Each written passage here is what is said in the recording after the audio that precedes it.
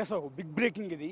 ఇప్పటివరకు సమాచారం అనుకున్నాం కానీ కొంత ధృవీకరణ అవుతోంది. కొంత ఇది జెన్యూన్ ఇన్ఫర్మేషన్ అనిపిస్తోంది. ఇప్పటివరకు ఈ ధర్మస్థలలో జరుగుతున్న అక్రమాలు, అరాచకాలు, రేపులు, మర్డర్లు వీటన్నిటికి సంబంధించి ఆరోపణలు మాత్రమే ఉన్నాయి. ఇప్పుడు క్లియర్గా ఎవిడెన్స్ దొరికింది అనేది మనకు లోపల నుంచి ఇన్ఫర్మేషన్ పక్కాగా తెలుస్తుంది. ఎవరైతే లోపలికి వెళ్ళి తవ్వుతున్నారో మృతదేహాల కోసం, సో అందులో 4 డెడ్ బాడీస్ని ఐడెంటిఫై చేసినట్టుగా ఇప్పటివరకు ఒక క్లారిటీ అయితే పక్కాగా వస్తోంది.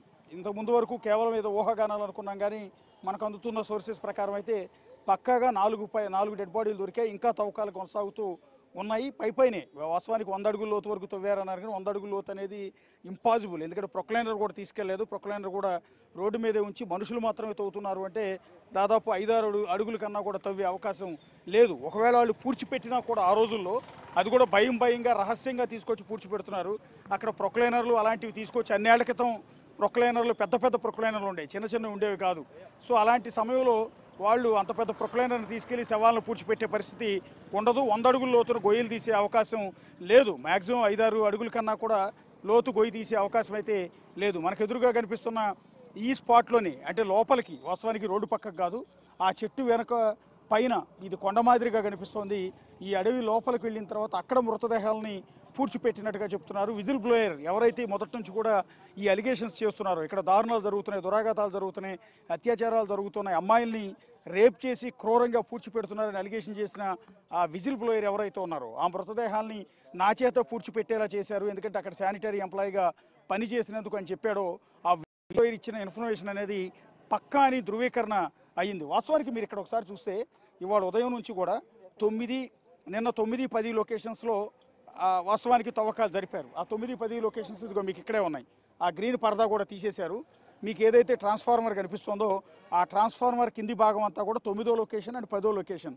ఈ 2 లొకేషన్స్ కూడా విజిల్ బ్లోయర్ చెప్పాడు సమాచారం. అతను చెప్పిన ప్రకారం మార్కింగ్ చేసి ఆ 2 లొకేషన్స్లో కూడా తవ్వారు. దాదాపు 10 అడుగుల వరకు గొయ్యి తవ్వారు. ఏమి దొరకకపోయేటప్పటికీ ఆ గొయ్యిని మళ్ళీ పూడ్చివేశారు. సో అంతా కూడా ప్లెయిన్గా మనకి ఇక్కడ కనిపిస్తుంది చూడండి. సో ఆ తర్వాత 11 ఈ పక్కన చూడండి మీరు. ఇవాళ ఉదయం గ్రీన్ కలర్ పరదా కప్పి 11వ లొకేషన్, 12వ లొకేషన్, ఈ 2 లొకేషన్స్ కూడా గ్రీన్ పట్ట అడ్డం పెట్టారు. అడ్డం పెట్టి అక్కడ తవ్వకాలు ప్రారంభించారు. ముందు మనుషులతో తవ్వకాలు ప్రారంభించారు. ఆ తర్వాత చిన్న ప్రొక్లైనర్ని తీసుకొచ్చారు. లంచ్ వరకు కూడా మధ్యాహ్నం సమయం వరకు ఇక్కడే తవ్వకాలు జరిపారు. అయితే మధ్యాహ్నం తర్వాత ఒక సర్ప్రైజ్ ఇన్ఫర్మేషన్ని ఆ విజిల్ బ్లోయర్ ఇవ్వటం జరిగింది. ఇక్కడ కాదు, నాకు గుర్తొచ్చింది ఇప్పుడు వేరే లొకేషన్లో కూడా పూడ్చిపెట్టినట్టు నాకు గుర్తుంది. ఇక్కడికి వచ్చిన తర్వాత ఈ చెట్లన్నింటినీ ఈ లొకేషన్ చూసినాక నాకు అర్థమైంది రోడ్డు పక్కన కాదు, రోడ్డు పక్కన కంటే కూడా ఆ రోజు రాత్రిపూట లోపల వరకు కూడా తీసుకొచ్చి ఇక్కడ పూడ్చిపెట్టామని సర్ప్రైజ్, ఒక ఆశ్చర్యకరమైన అంశాన్ని సిట్ సభ్యుల ముందు చెప్పారు. మొదట సిట్ సభ్యులు నమ్మలేదు. ఎందుకంటే ఇతను 13 లొకేషన్స్ చూపిస్తే అందులో 10 లొకేషన్స్లో ఏమీ దొరకలేదు. ఈ దొరకని నేపథ్యంలో మళ్ళీ ఇప్పుడు కొత్త లొకేషన్ అంటున్నాడు. అది ఎంతవరకు నమ్మాలి? ఇది మనతో గేమ్స్ ఆడుతున్నాడా? అసలు ఇతనికి మైండ్ ఉందా లేదా? మన టైం అంతా వేస్ట్ చేస్తున్నాడా? ఒక సంచలనాన్ని క్రియేట్ చేసి దేశమంతా ఒక వైబ్రేషన్స్ రప్పించి ఇదొక వెనక కుట్ర ఏమైనా జరిగిందా, ఇతని చేత కావాలని చెప్పిస్తున్నారా అంటూ రకరకాల అనుమానాలు సిట్ సభ్యులందరిలో కూడా వచ్చాయి.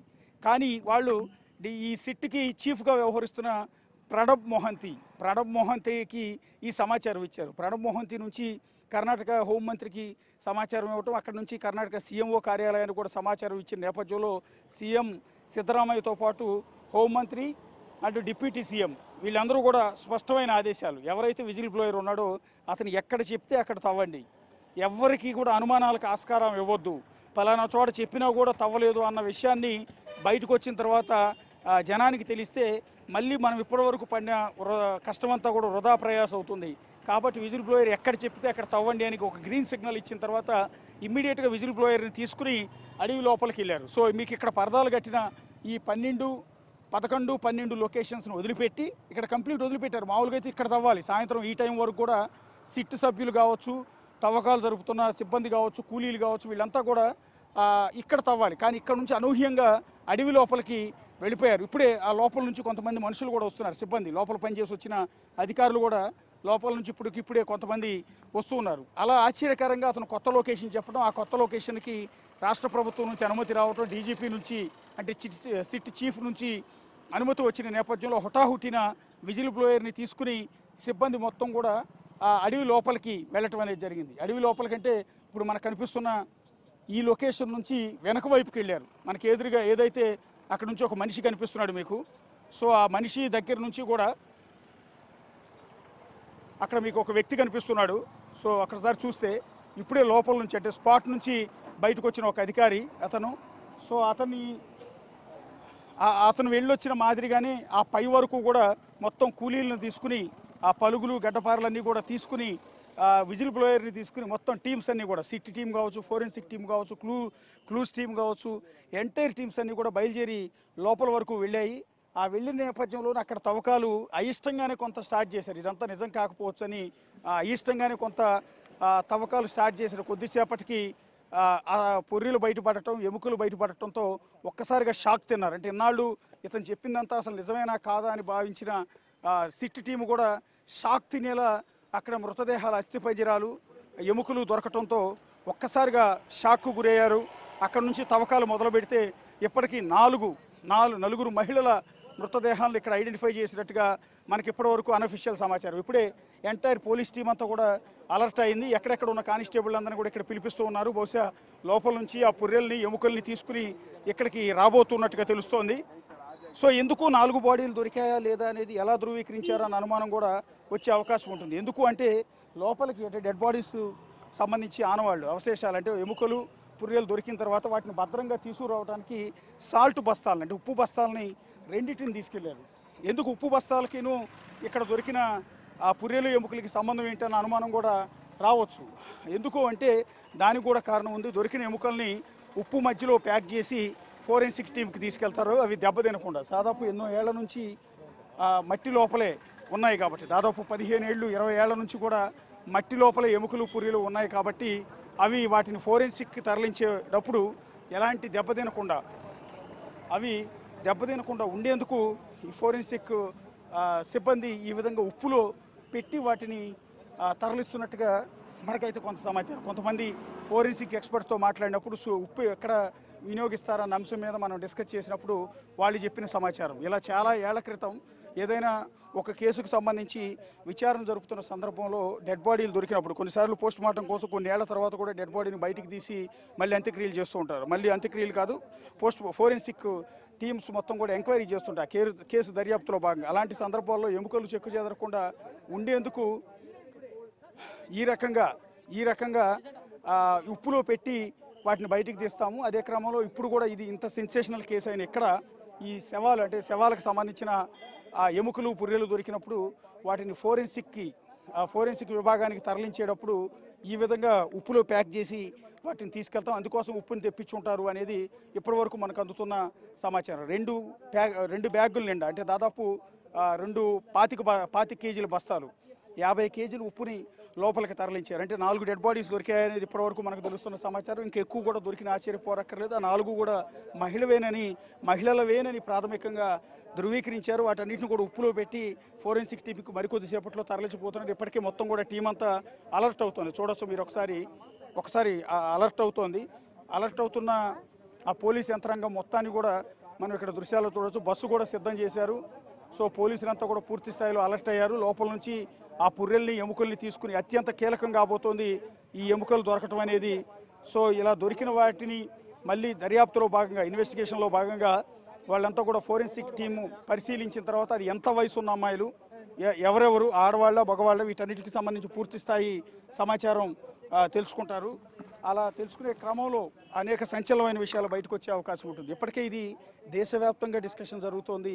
ఒక పవిత్రమైన ధర్మస్థల క్షేత్రం, మంజునాథేశ్వరుడు కొలువై ఉన్న, శివుడు కొలువై ఉన్న అతి పవిత్రమైన దేవాలయం. ఈ దేవాలయాన్ని నిర్వహిస్తున్న వ్యక్తులు ఇంతటి ఘాతుకాలకు, దురాఘాతాలకు పాల్పడ్డారని ఎన్నో ఏళ్ల నుంచి బాధితులు ఆరోపిస్తున్నా కూడా ఎవరూ పట్టించుకోలేదు. ఎందుకంటే ఎంటైర్ వ్యవస్థలన్నీ కూడా వాళ్ళ చేతుల్లోనే ఉండిపోయాయి. మొత్తాన్ని లాబింగ్ చేసుకున్నారు. పోలీసు వ్యవస్థ, అధికార వ్యవస్థ, ఇంకా పొలిటికల్ వ్యవస్థ మొత్తం అన్ని వాళ్ళ గుప్పెట్లో పెట్టుకున్నారు. 1979 నుంచి ఈ అత్యాచారాల ఘటనలు, అమ్మాయిలు మిస్ అవ్వటాలు, అత్యంత ఘోరంగా వాళ్ళ డెడ్ బాడీలు నగ్నంగా దొరకటం, ఇలాంటి ఘటనలన్నీ 1979లో వేదవల్లి మరణం తర్వాత నుంచి, ఆ తర్వాత పద్మలత, ఆ తర్వాత సౌజన్య, ఇలా చెప్పుకుంటూ పోతే ఎంతెంతో మంది బాధితులు ఉన్నారు. సో వాళ్ళందరూ, ఆ బాధితులంతా అప్పటి నుంచి ఇప్పటివరకు పోరాటం చేస్తున్నా కూడా పెద్దగా ప్రయోజనం అనేది లభించలేదు. కనీసం లోకల్ మీడియా సపోర్ట్ కూడా వీళ్ళకి లేని పరిస్థితి ఉంటుంది. ఎందుకు అంటే ఇక్కడ బాధితులంతా కూడా భయపడిపోయే పరిస్థితి వచ్చింది. ఎందుకంటే ఇటు media and political system, police system మొత్తం కూడా వాళ్ళ వాళ్ళ అధీనంలోకి వెళ్ళిపోయిన నేపథ్యంలో ఈ నేరాలు ఘోరాలు బయట ప్రపంచానికి ఎక్కడ కూడా